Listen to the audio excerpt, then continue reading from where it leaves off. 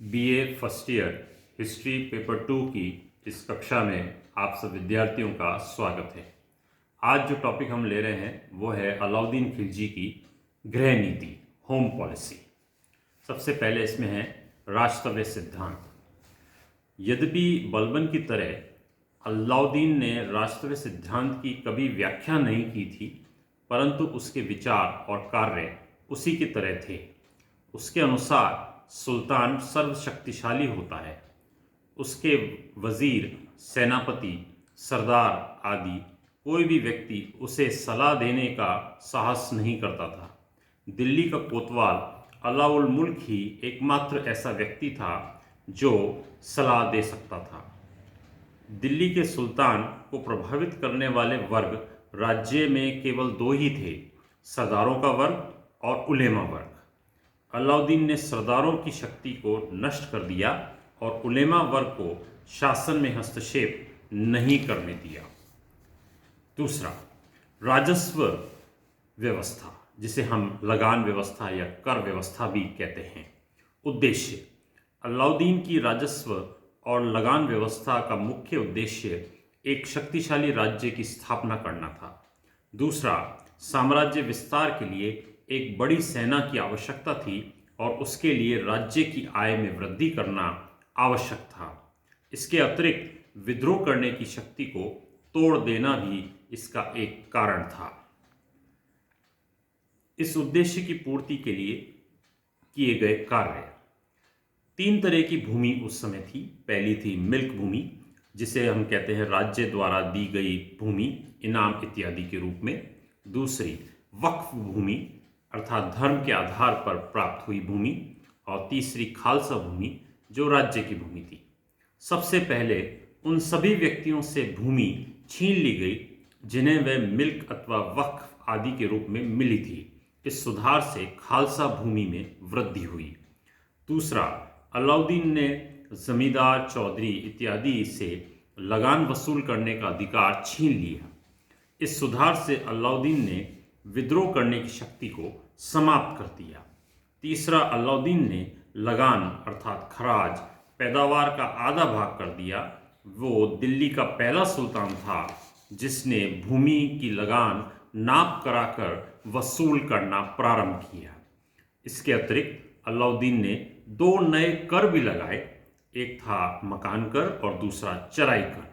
चराई कर दूध देने वाले सभी पशुओं पर लगाया गया। अपनी व्यवस्था को लागू करने के लिए अलाउद्दीन ने एक अलग विभाग खोला जिसका नाम था दीवान-ए-मुसत-खिराज। राजस्व व्यवस्था की समीक्षा: अलाउद्दीन की लगान व्यवस्था उसके समय से अपने उद्देश्य को पूर्ति करने में सफल रही। उसका उद्देश्य राज्य की आय में वृद्धि करना, साथ साथ विद्रोह की आशंकाओं को समाप्त करना था। लेकिन वो अलाउद्दीन की इस व्यवस्था राज्य और जनसाधारण के हित में नहीं थी। उसके स्थायी लाभ प्राप्त नहीं हो सके। तीसरा, विद्रोह और उनसे संबंधित सुधार। विभिन्न विद्रोह: अलाउद्दीन के शासनकाल में पहला विद्रोह नवीन मुसलमानों, मंगोलों, जो कि इस्लाम धर्म में परिवर्तित हो गए थे, ने 1299 ईस्वी में किया। अलाउद्दीन ने अत्यंत कठोरता से इसका दमन किया। दूसरा विद्रोह अलाउद्दीन के भाई के पुत्र अकद खान द्वारा किया गया। अकद खान और उसके साथियों की हत्या कर दी गई। तीसरा विद्रोह अलाउद्दीन की एक बहन की पुत्रों मोम खान और आमिर खान ने अवध और बदायूं में किया। इसका भी दमन कर दिया गया। चौथा विद्रोह दिल्ली के हाजी मौला ने के द्वारा किया गया, परंतु शीघ्र ही हाजी मौला को परास्त कर उसकी हत्या कर दी गई। विद्रोह के कारण: इतनी जल्दी विद्रोह के होने के कारण अलाउद्दीन ने उनके कारणों को खोजने का प्रयास किया। अंत में वो इस निर्णय पर पहुंचा कि विद्रोह के मुख्यतः चार कारण थे।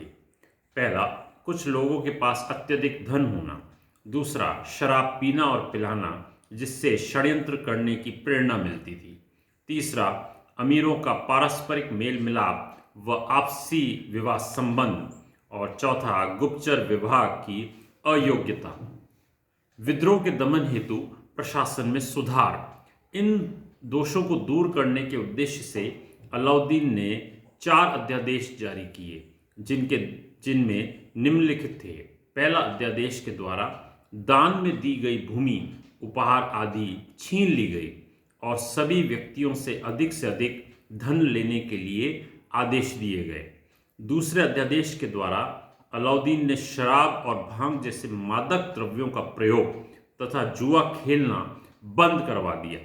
तीसरा अध्यादेश के द्वारा अलाउद्दीन ने अमीरों एवं सरदारों की दावतों, पारस्परिक मेलजोल और वैवाहिक संबंधों पर प्रतिबंध लगा दिया।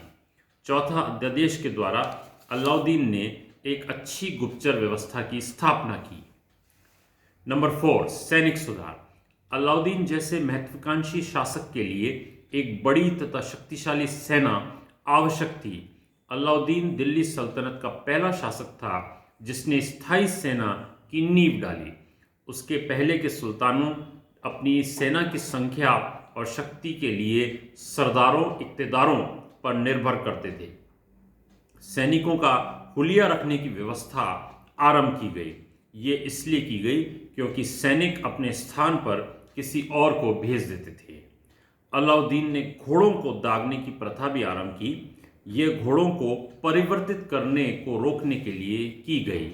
अच्छी नस्ल के घोड़े को खराब नस्ल में परिवर्तित होने से रोकना। इसके अतिरिक्त अलाउद्दीन ने उत्तर पश्चिम सीमा का क्षेत्र को किलों की मरम्मत कराई और नए किले भी बनवाए।